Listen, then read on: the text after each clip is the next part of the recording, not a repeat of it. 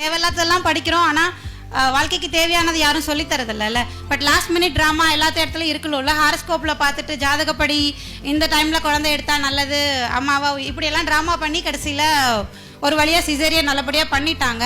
But பண்ணினதுக்கு அப்புறம் தான் எனக்கு ரொம்ப உரைச்சிது. நம்ம சாமி கும்பிட்றோம், போகிறப்ப வேற பிள்ளையார்கிட்ட வேண்டிட்டு போயிருந்தேன். நான் எனக்கு நார்மல் டெலிவரி ஆச்சுன்னா வந்து 108 தேங்காய் உடைக்கிறேன்லாம் ஒன்று இதெல்லாம் வேண்டியிருந்தோம். பட் எதுவும் நடக்கலை. அப்போ நிஜமாக கடவுள் இருக்காரா இல்லையான்ற டவுட்டெல்லாம் கொஞ்சம் வர ஆரம்பிச்சிருச்சு. மேபி நான் தான் தப்பு பண்ணியிருக்கேன், மற்றவங்க பேச்சு கேட்டிருக்கேன் இல்லையா. பட் செகண்ட் பேபி இதுக்காகவே நான் செகண்ட் பேபி கன்சீவ் ஆனேன்.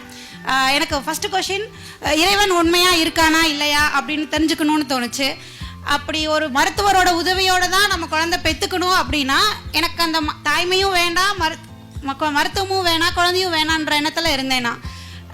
நம்ம டெய்லி மோஷன் போகிற மாதிரி, யூரின் போகிற மாதிரி ஒரு இயல்பான விஷயம் தானே.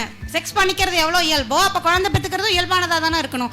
அதுக்கு மட்டும் 4 பேர் நம்மளை சுற்றி இருந்து அவங்க வழி நடத்தி ஒரு பேஷண்ட்டாக நம்மளை ட்ரீட் பண்ணி ப்ரெக்னென்சின்றது கொண்டாடுற விஷயம், ஒரு ஹாப்பியாக நார்மலாக லைஃப்பில் இயல்பான விஷயம் தானே. பட் அது இல்லாமல் அது மாதமாயிட்டான்னு ஊரெல்லாம் சொல்லி அதை வேறு எவ்ரி மந்த் செக்கப் போய் அது எந்த மருத்துவமாக இருந்தாலும் எதுக்கு மருத்துவம் அந்த இடத்துல அப்படின்றது எனக்கு கொஷினாக இருந்தது. ஸோ செகண்ட் பேபி இதுக்காகவே கன்சீவ் ஆனேன். எனக்கு ஆக்சுவலாக எனக்கு ஒரு குழந்தைக்கு கூட நான் ரெடியாக இருக்கவே இல்லை. எனக்கு அவ்வளோ வலினாலே பயம். பட் 2வது குழந்தை ஆனதுக்கப்புறம் அது வந்து எல்லாரும் சொன்னாங்க. ஃபஸ்லூர் ரஹ்மானோட இறைவழி சுகப்பிரசவம் புக்கு மட்டும்தான் படிச்சிருக்கேன், வேறு எதுவுமே தெரியாது. உணவு முறை ஃபஸ்ட்டு சாப்பிடணுன்ற பேசிக் அறிவு கூட எனக்கு கிடையாது. அது மட்டும்தான் படித்தேன். ஓகே, எனக்கு ஆகணுன்ற விருப்பத்தை தவிர எனக்கு வேறு எந்த அறிவுமே இல்லை. ஹாஸ்பிட்டல் போகலாமான்னு கேட்டால் அவன்லாம் அந்த டாக்டர்கிட்டலாம் உதவி வாங்கி உயிர் வாழ்கிறதுக்கு நான் சாகிறதுக்கும் ரெடியாக தான் இருந்தேன். ஏன்னா பிரசவம்ன்றது அதோட முடியறது இல்லையா.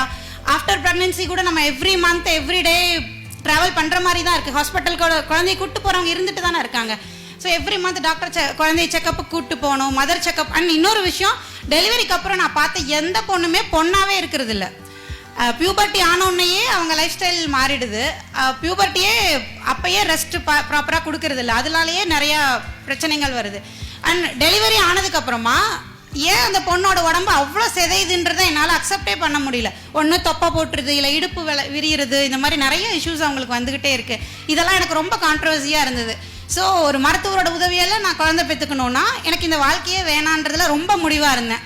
ஸோ ஃபைனலி 2வது குழந்தை. பட் என் ஹஸ்பண்ட்லாம் வந்து கொஞ்சம் கன்னிங்காக, இவளுக்கு வலிக்குதுன்னு சொன்னான்னா எப்படியும் சினிமாவில் வர மாதிரி ட்ராமா பண்ணுவா, வலி இப்படிலாம் நம்ம அடிப்போம்ல, அதெல்லாம் பண்ணுவாங்க. அப்போ அழகாக தூக்கி காரில் போட்டு கூப்பிட்டு போயிடலாம், அவளுக்கு என்ன தெரியவா போகுது அப்படின்னு நினச்சிட்டு இருந்தாங்க.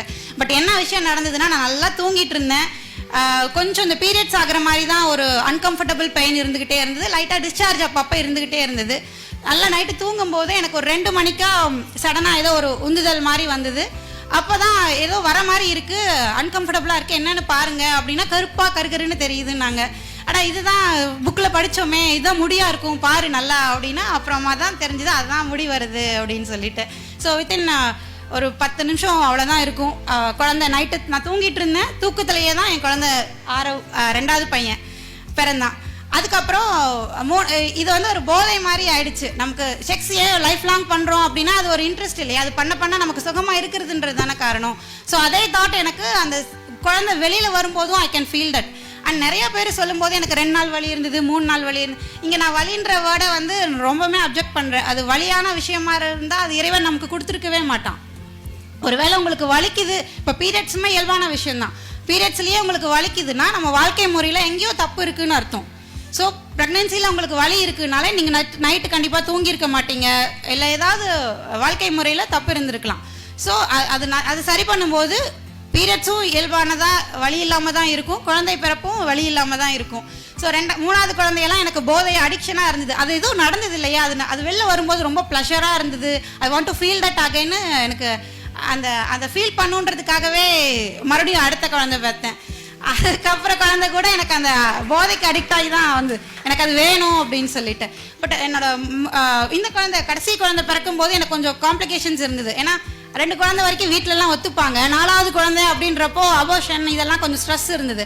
ஸோ ஒரு ஸ்ட்ரெஸ்ஸாக ஒரு ப்ரெக்னென்சி லேடிக்கு கொடுக்கும்போது அது ப்ரெக்னென்சியில் எவ்வளோ காம்ப்ளிகேஷன்ஸை கொடுக்குன்றதையும் நான் அதை ஃபேஸ் பண்ணேன். எல்லாரும் தாங்கி அந்த பிள்ளையை பார்த்துக்கும் போது அந்த ப்ரெக்னென்சி எவ்வளோ எளிமையாக இருக்குன்றதையும் ஃபேஸ் பண்ணேன். ஸோ எதுவாக இருந்தாலும் இதில் மேஜர் டிசிஷன் எடுக்கிறது பொண்ணுங்க தான். உங்கள் கையில் தான் இருக்குது. பசங்க பாவம் விருப்பப்பட மட்டும்தான் முடியும், உங்கள் தாங்க தான் முடியும். பட் டிசிஷன் மேக்கிங் மொத்தம் அதில் பொண்ணுங்க கிட்ட தான் 95% இருக்குது.